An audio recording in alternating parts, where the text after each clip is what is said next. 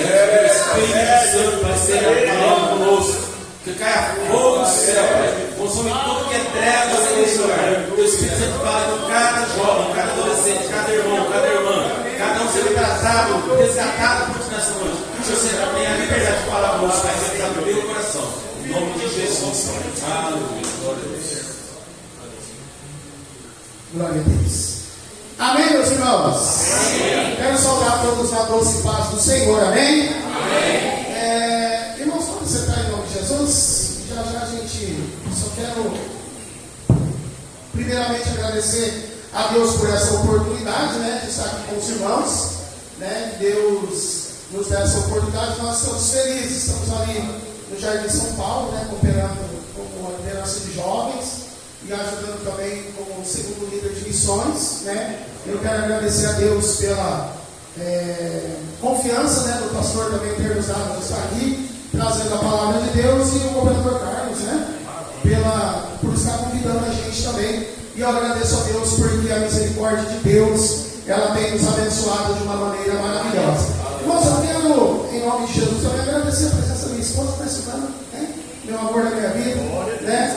Eu agradeço a Deus pela vida da Silvana, que só tem somado na minha vida, principalmente ministerial também. Irmãos, eu quero rapidinho já ler a palavra de Deus com os irmãos. Os irmãos, se quiserem ficar de pé agora, fiquem de pé em nome de Jesus, e a gente vai ler a palavra do Senhor Jesus em 2 Reis, irmãos, no capítulo de número 5, para a glória de Deus. Eu gosto muito de falar desse tema, né, irmãos, porque na verdade, quando a gente se fala de missões, a gente vai falar sobre uma conscientização, né, que a igreja precisa estar consciente de pregar a palavra do Senhor Jesus nesses últimos dias. Porque quando nós pregamos também a palavra de Deus, irmãos, nós apressamos a vida de Jesus. Porque uma das coisas que a palavra de Deus ela nos diz, que o Evangelho ele será pregado no mundo inteiro e depois virá o fim.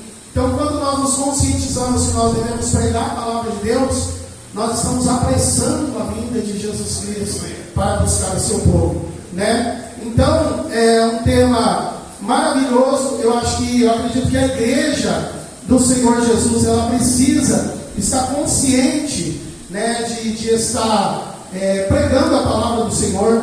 Hoje o tema aqui é um tema, né, transcultural, na verdade, né? E nós vemos que nós não precisamos, como o nosso irmão disse, muitas vezes sairmos fora, né? Irmos para a gente ir a outros países, outros lugares.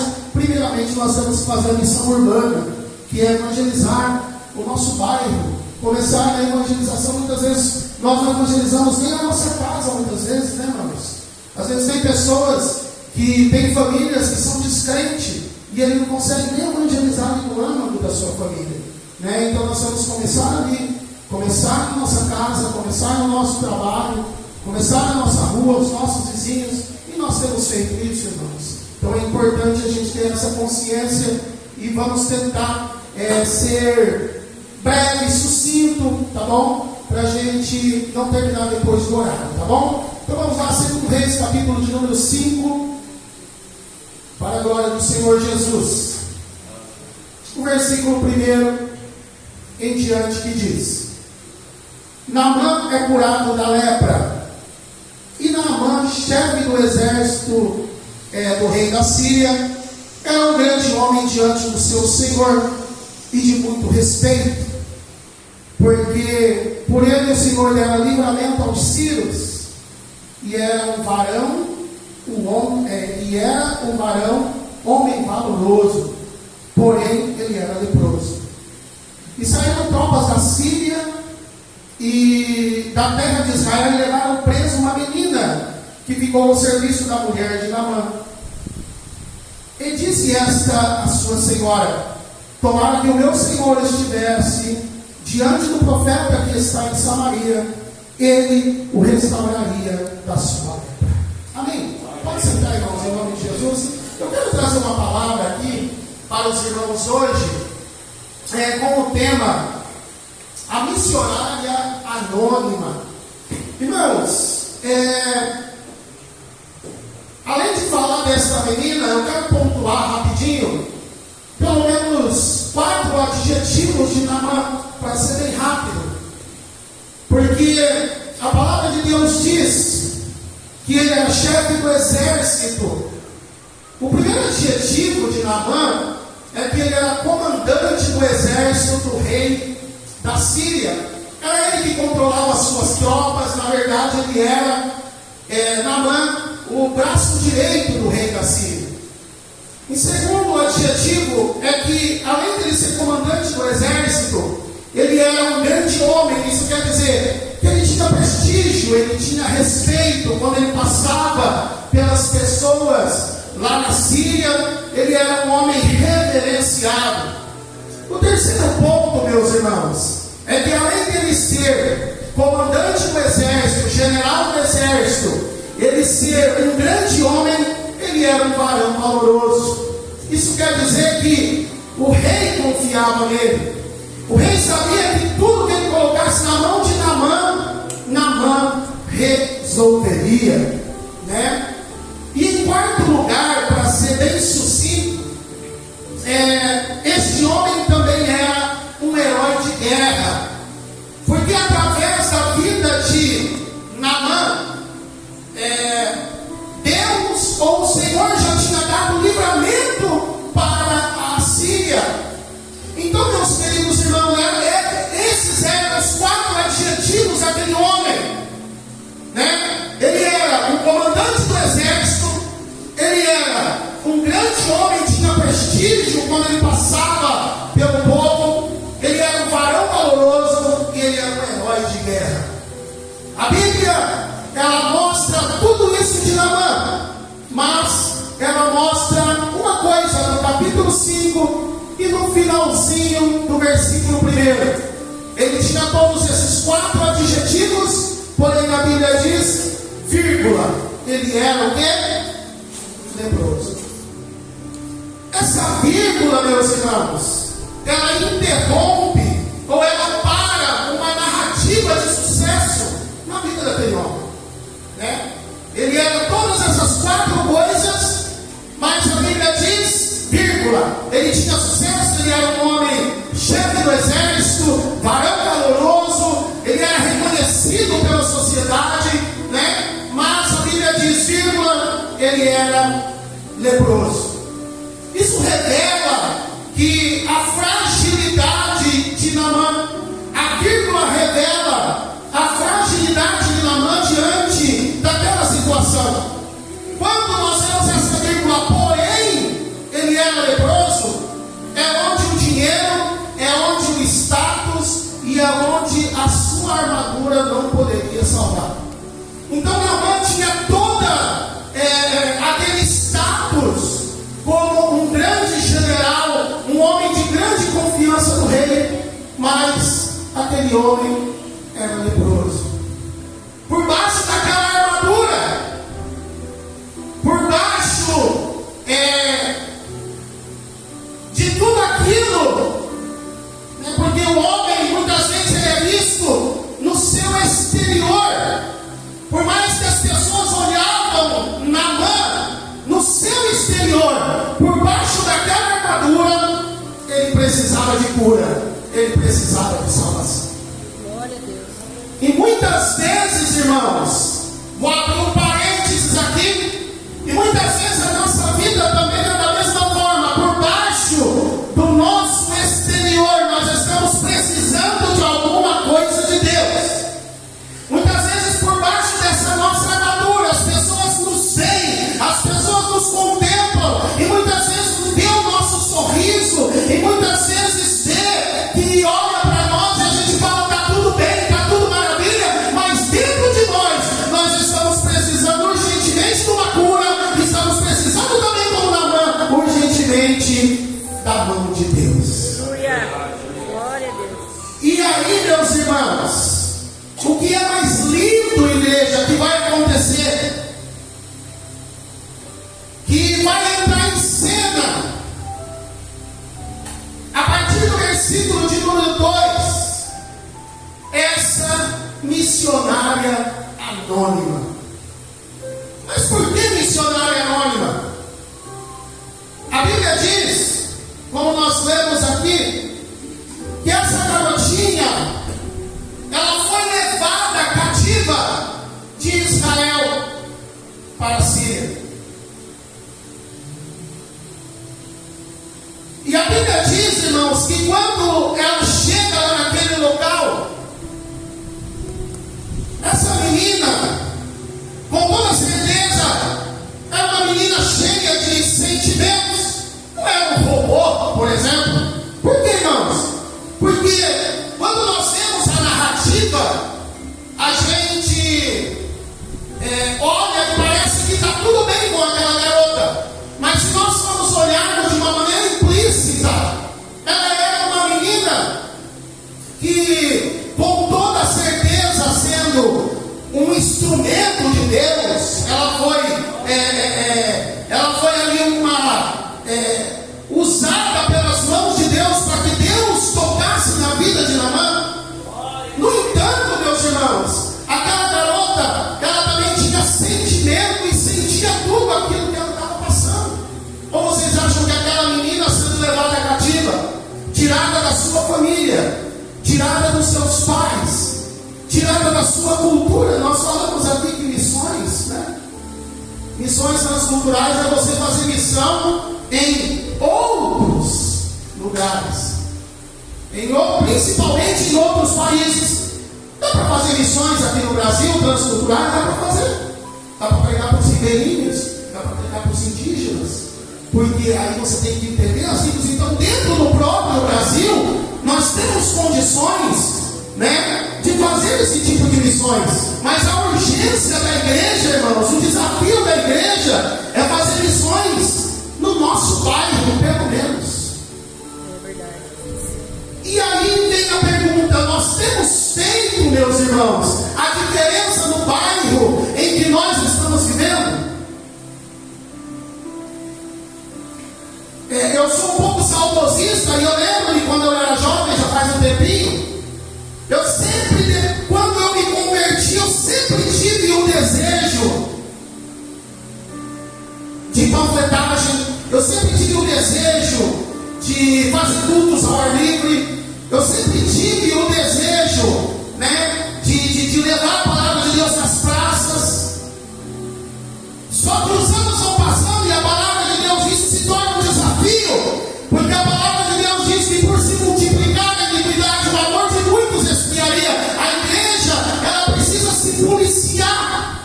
A igreja do Senhor, nesses últimos dias, ela precisa se policiar. E nós temos que a todo momento estar orando e pedindo para Deus que levante sempre alguém que tenha um desejo missionário, ou que tenha um desejo de fazer aquela fagulha na igreja para dizer: irmão, vamos fazer, irmãos, vamos levar a palavra de Deus, irmãos, vamos fazer uma panfletagem, irmãos, vamos sair com a caixa nas costas, vamos levar o evangelho para alguém. Glória a Deus. Então, a igreja precisa de pessoas que tenham esse desejo. Aí eu pergunto para você: quando se fala ou quando se faz um culto desses de missões, arde o seu coração como ardia antigamente? Quando se faz um culto de missões, que é um culto de conscientização, de amor em almas perdidas, será que isso toca forte no seu coração? São duas coisas que deveriam tocar forte no nosso coração, irmãos. É quando se fala de missões, de ganhar almas para Jesus, e de que quando se fala da volta de Jesus. Se não queimar o seu coração em nenhuma dessas duas coisas, então algo está errado com a minha vida, ou algo está errado com a sua vida. Se se canta ainda a volta de Jesus, se se prega sobre a vida de Jesus, se se fala do amor de Jesus, que Jesus está voltando, que o arrebatamento da igreja está chegando, se não queima no seu coração, algo está errado na minha e na sua vida. Se você também não tem amor em almas. Hoje eu estava vendo, eu gosto muito, eu sempre vejo, acho que eu já vi umas 10 vezes a mensagem do missionário chamado Josué Irion. E ele fala que um determinado professor de missiologia falou um dia, entrou na classe e disse: se o seu coração ele não arde por almas, se o seu coração ele não tem desejo de ganhar ninguém para Jesus, é possível que você nunca tenha nascido de novo. Porque quando você aceita a Cristo, porque quando nós aceitamos a Jesus como Salvador da nossa vida, e quando nós aceitamos a Jesus com o coração verdadeiro, e quando nós somos realmente convencidos pelo Espírito Santo, uma das primeiras coisas que o cristão quer é compartilhar a graça, é compartilhar o poder, é dizer: eu fui curado, eu quero que você seja também, eu fui abençoado, eu quero que você seja também, eu fui salvo e transformado, eu quero que você seja também. Mas quando nós não temos esse desejo, algo está errado com a igreja de Deus. Irmão, e essa garotinha entrou em cena na vida daquele homem importante, porque aquele homem precisava ser curado. Ele precisava ser curado, mas ele também precisava de Deus. Olha,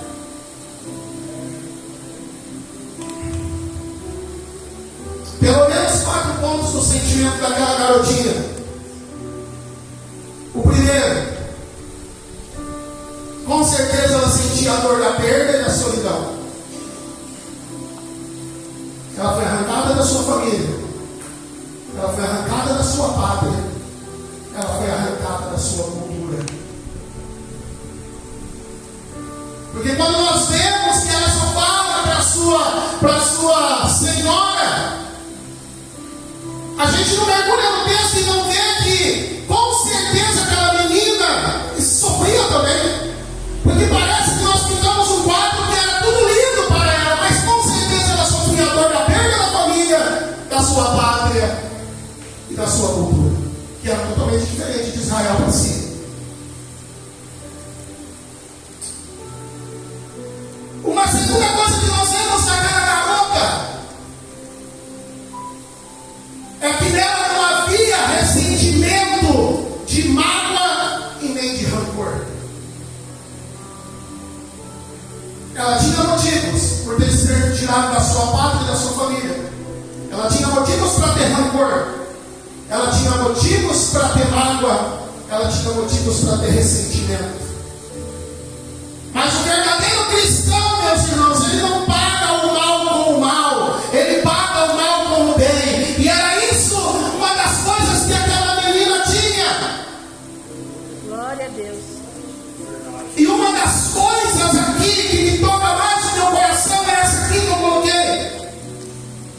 Ela podia ter tudo isso: ódio, ressentimento, mágoa daquele homem por ter tirado ela do seio da sua família e da sua pátria. Mas ela escolheu a empatia. Ela escolheu a empatia do que o ódio. É uma das coisas, irmãos. O sofrimento de Naamã ativou nela a misericórdia. Agora, será que nós temos visto pessoas próximas a nós?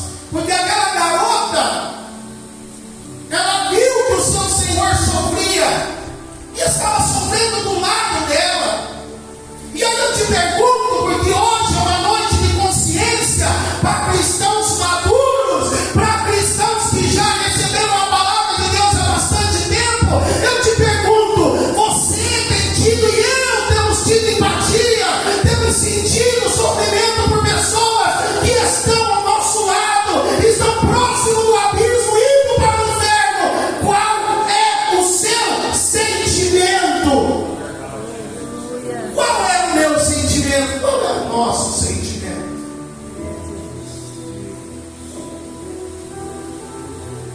Empatia? Estamos tendo misericórdia? Talvez existam pessoas que sofrem do seu lado, seu vizinho. E aí nós queremos fazer missões, vamos começar com os nossos vizinhos. os nossos familiares, né? Vamos começar com os nossos amigos lá da escola, vamos começar com os nossos amigos de faculdade, vamos começar com os nossos amigos de trabalho, que ele chega dizendo que está separando da mulher, que ela chega e diz que está separando do marido, ela chega e diz que ela está cancerosa, que a família dela está passando por problemas financeiros ou sentimentais, ou doenças incuráveis, e nós não temos a empatia, a compaixão de se pôr no lugar daquela pessoa e de dizer que Jesus ama ela, e de falar: vamos lá na minha igreja, porque Jesus mudou a minha vida, Jesus mudou a minha vida, e Jesus quer mudar a sua vida também. É isso que Deus quer de nós, porque Ele disse: olha, meus filhos, vocês são as minhas testemunhas, diz o Senhor dos Exércitos, em meio de um monte de gente. Deus escolheu você, meu irmão, Deus escolheu a mim, Deus escolheu cada um de nós para pregarmos a sua palavra, para falarmos do seu amor. Deus confia em você. Ele poderia ter entregue aos anjos, ele poderia dizer aos anjos: ele falou: os anjos não, eu vou confiar no homem, eu vou confiar na mulher, eu vou confiar no meu filho para trazer a minha palavra e levar a mensagem de Deus.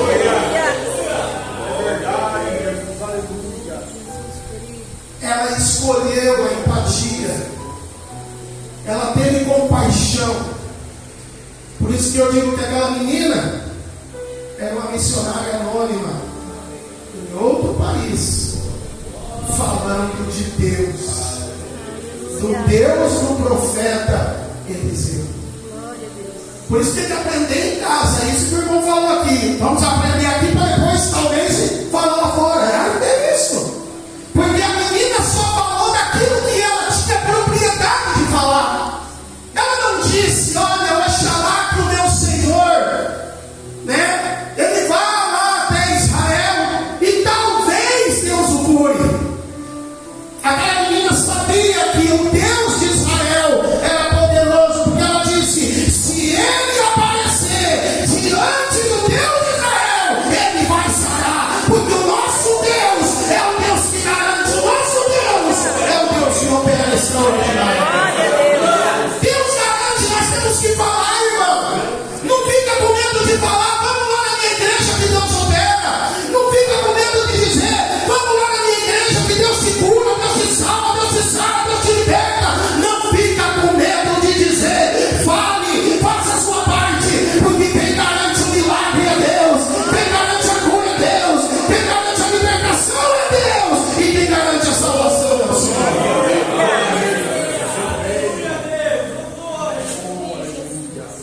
Quando eu falo de compaixão e empatia, eu me lembro de Jesus, capítulo 14, na multiplicação dos pães.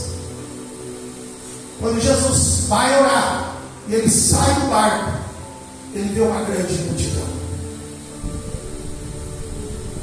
E a Bíblia diz que ele, movido de íntima compaixão,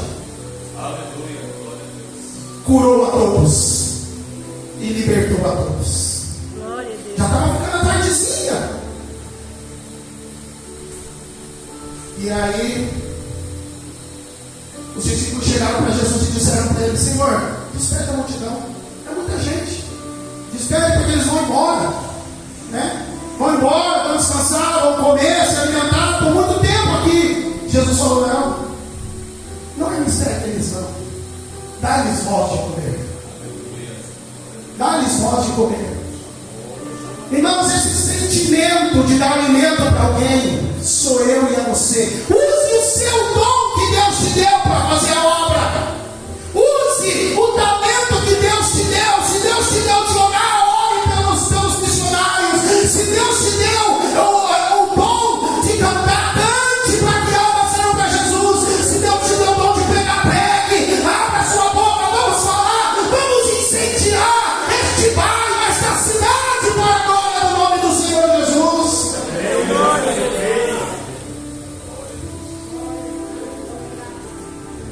E aí todos nós sabemos, 10 minutinhos eu termino. Todos nós sabemos o desfecho dessa história, né? Deus curou aquele homem ou não? Quantos mergulhos? 7 mergulhos. Lá no Jordão. No lamaçal. Né? Nas águas barreadas. Na 7ª, ele tinha uma pedra de beber. Olha aí, versículo 14 e 15. Então desceu e mergulhou no Jordão 7 vezes, conforme a palavra do homem de Deus, e a sua carne se tornou como a carne de um menino, e ficou purificado. Então voltou ao homem de Deus, ele e toda a sua comitiva, e veio e pôs-se diante de Eliseu e disse: ele não foi só curado. Olha o que ele disse: eis que tenho conhecido que em toda a terra não há Deus. Glória a Deus. Aleluia. Deus queria tratar o coração daquele homem. Deus queria também visitar o coração daquele homem. Quando termina essa narrativa, aquele homem, ele mostra que ele dizia dessa maneira: olha, não há outro Deus senão o Deus de Israel. Eu digo para você, irmão, Deus é aquele Deus que faz milagres ainda nos nossos dias. Todos nós que estamos aqui temos um talento, somos vasos diante de Deus. Então o que nós temos que fazer é a nossa parte, e Deus garante o resto para a glória do nome do Senhor Jesus. Glória a Deus. Aleluia.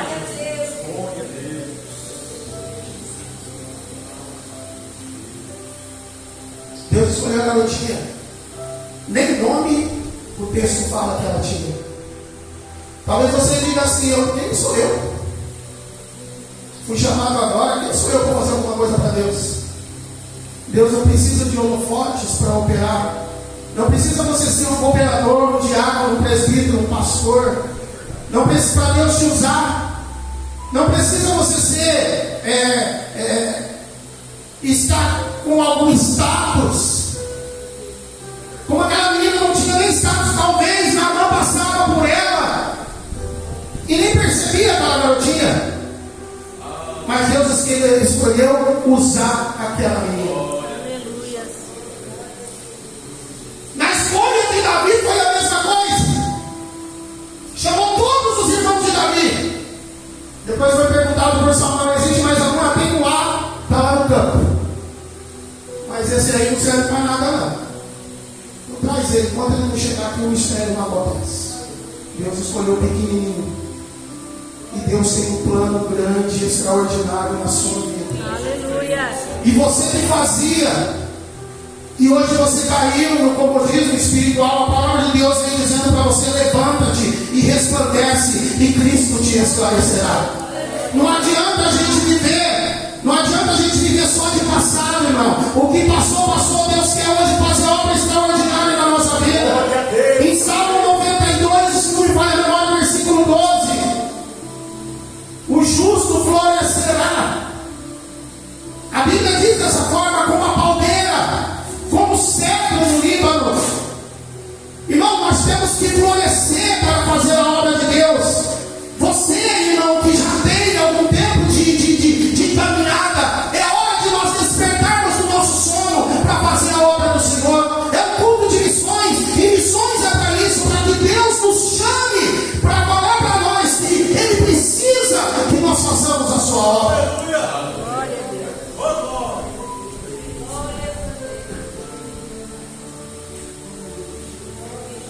Eu vou terminar em 5 minutos. E eu quero terminar com vocês lá em João, capítulo de número 4. Aqui nós falamos de uma missionariazinha. Lá nós vamos falar de um missionário grandão, né? Porque para Jesus, no capítulo 14, Jesus era um exímio ensinador e missionário. Ele falava 5.000, mas ele tirava momentos para falar com um. Ele era o maior exemplo de evangelismo pessoal para nós. E eu já termino, eu quero ler porque é muito lindo. E eu quero ler meio rapidinho com vocês. Aqui é o missionário por excelência, a mulher de Samaria. E quando o Senhor veio saber que os fariseus tinham ouvido o que Jesus fazia e batizava mais discípulos do que João, ainda que Jesus mesmo não batizava mais os seus discípulos, deixou a Judeia e foi outra vez para a Galileia. Olha aqui, era necessário passar por Samaria. E foi, eu acho que o Senhor pegou essa palavra um dia. Eu acho que ele pegou. Foi legal, foi bom. Foi, pois, a uma cidade de Samaria chamada Sicar, junto da herdade de Jacó tinha dado a seu filho José. E estava ali a fonte de Jacó. Estava ali a fonte de Jacó. Jesus, pois, cansado do caminho, assentou-se assim junto da fonte, e era quase meio-dia, que é a hora sexta. Veio uma mulher, imagina meio-dia, o sol estralando na mão. Veio, Jesus sentou lá no poço e ficou descansando. Veio uma mulher de Samaria tirar água. Disse-lhe Jesus: dá-me de beber. Porque os seus discípulos tinham ido à cidade comprar comida. Jesus falou: a meninos, vão tudo para a cidade, porque senão vocês vão dar trabalho aqui. Porque os discípulos tinham ido à cidade comprar comida. Disse depois a mulher samaritana: como tu, sendo judeu, me pede a beber a mim, que sou uma samaritana? Porque os judeus não se comunicam com os samaritanos. Jesus respondeu e disse: se tu conheceras o dom de Deus, e quem é? Se tu conheceras o dom de Deus, e quem te diz, dá-me de beber, tu lhe pedirias, e ele te daria água viva. Disse-lhe a mulher: Senhor, tu não tens como atirar, o poço é fundo, onde pois tens água viva? És tu maior do que o nosso pai Jacó, que nos deu o poço, bebendo ele próprio dele, e os seus filhos e o seu gado? Olha que versículo extraordinário. E Jesus respondeu e disse-lhe: qualquer que beber dessa água tornará ter sede, mas aquele que beber da água que eu lhe der nunca terá sede, porque a água que eu lhe der se fará nele uma fonte de água a jorrar-se para a vida. Aqui, meus irmãos, nós vemos pelo menos 3 barreiras que o Senhor Jesus ele precisou enfrentar. Primeiro, a barreira cultural. No versículo, 3 barreiras. A primeira, a barreira geográfica, no versículo 4, né? O versículo 4, o que diz o versículo 4? O versículo 4 diz: era necessário passar por Samaria. Isso quer dizer o quê? Israel e Samaria, né? Era como você passava no território inimigo. A segunda barreira é a barreira cultural, porque os judeus não se comunicavam com os samaritanos, que foi no versículo 9. E no versículo de número 20 e 21, a barreira religiosa, porque ela disse: nós adoramos nesse monte, que era o Monte Gerizim, e você disse que tem que adorar em Jerusalém. Então foram 3 barreiras que Jesus ele precisou, irmãos, ultrapassar para atingir o coração daquela mulher. Isso acontece muito nas missões transculturais, porque o missionário, quando ele é enviado para outro país, ou que seja para alguma tribo indígena, qualquer coisa, ele tem todas essas barreiras, que são as barreiras geográficas, a barreira cultural e a barreira religiosa. Jesus ultrapassou por todas essas aqui para atingir o coração daquela mulher. E a Bíblia diz que ele atingiu ou não? A Bíblia diz que ele disse para aquela mulher no versículo de número 14: olha, mulher, se você beber da água que eu lhe der, essa água você já bebeu, irmão.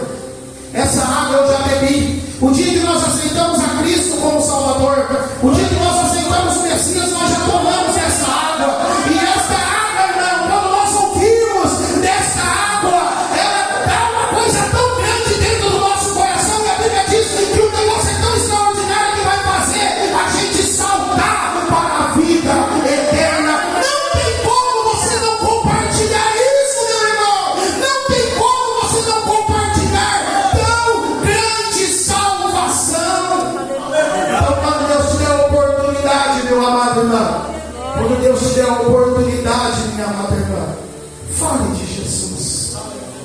que ele se responsabilize. Fale que Jesus ama. Fala que Jesus tem uma obra extraordinária. Esse Josué Irion, ele disse que ele foi na Holanda pregar. E quando ele chega lá, diante de uma escadaria, ele encontra um rapaz punk, né? E a camisa dele diz assim, diz eles em inglês: eu nasci para ir para o inferno. E ele prega para aquele rapaz, ele fala de Jesus. E ele fala: eu te amo, né? Aí ele fala: faz 18 anos que eu nunca ouvi ninguém dizer eu te amo. Ele falou: eu te amo e Jesus também te ama. E a hora que ele diz Jesus te ama, a palavra de Deus entrou dentro do coração daquele rapaz, e ele começou a chorar e começou a glorificar a Deus em plena praça pública. Às vezes não precisa de muito, às vezes um Jesus te ama e um abraço é necessário para Deus mudar a vida de pessoas. Glória a Deus, aleluia. Vamos nos conscientizar. Amém, igreja?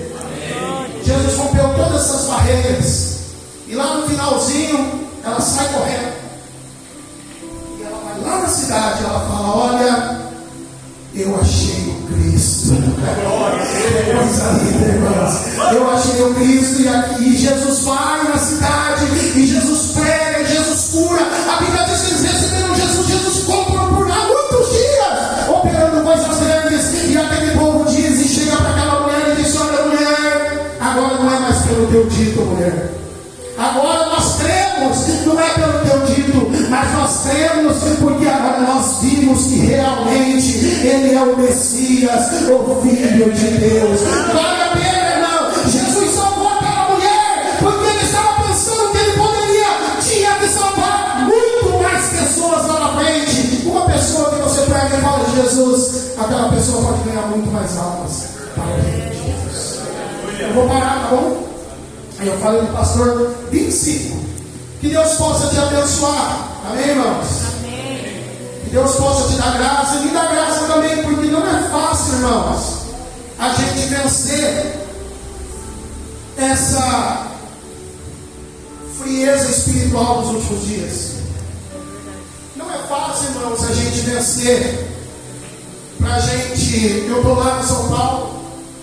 A gente já fez alguns cultos esse ano.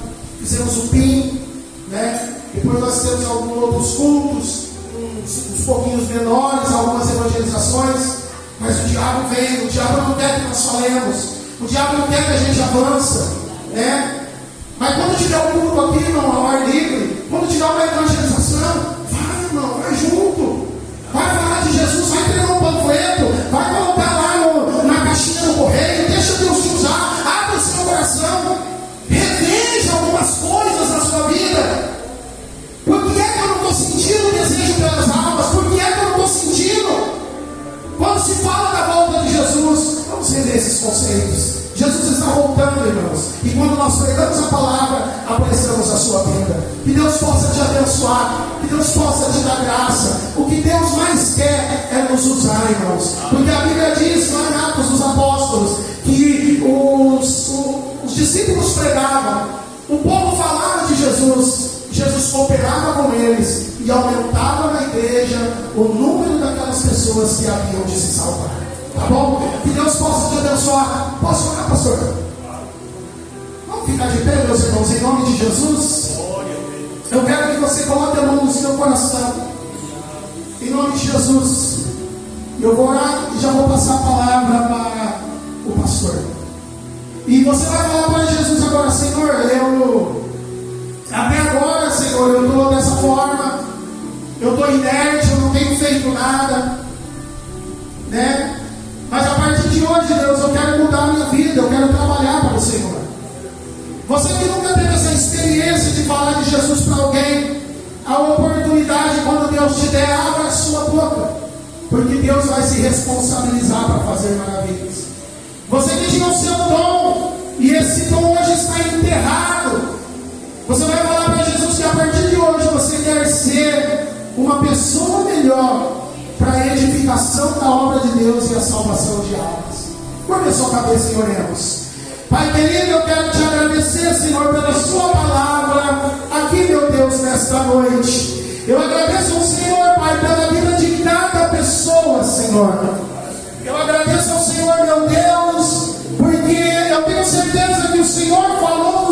corações.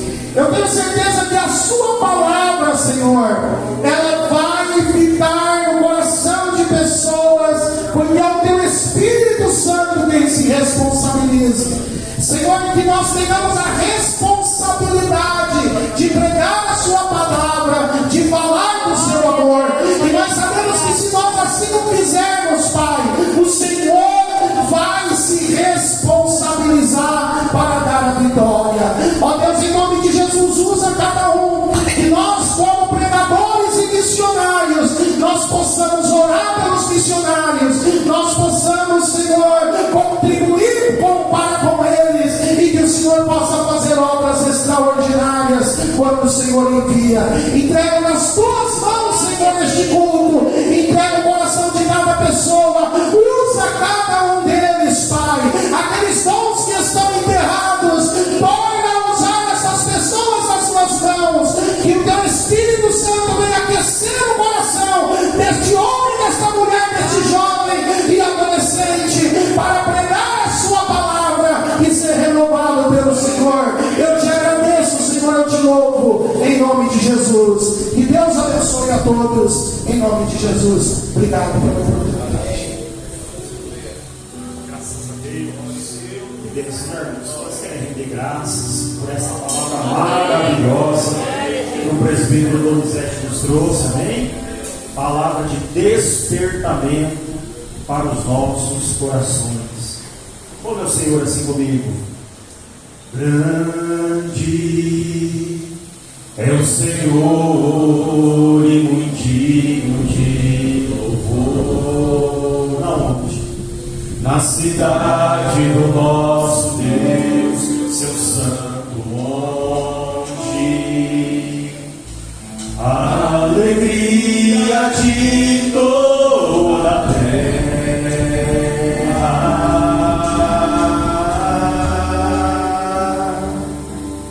Diga grande, grande é o Senhor e muito digno de louvor. Na cidade do nosso Deus, seu santo monte. A alegria de toda a terra.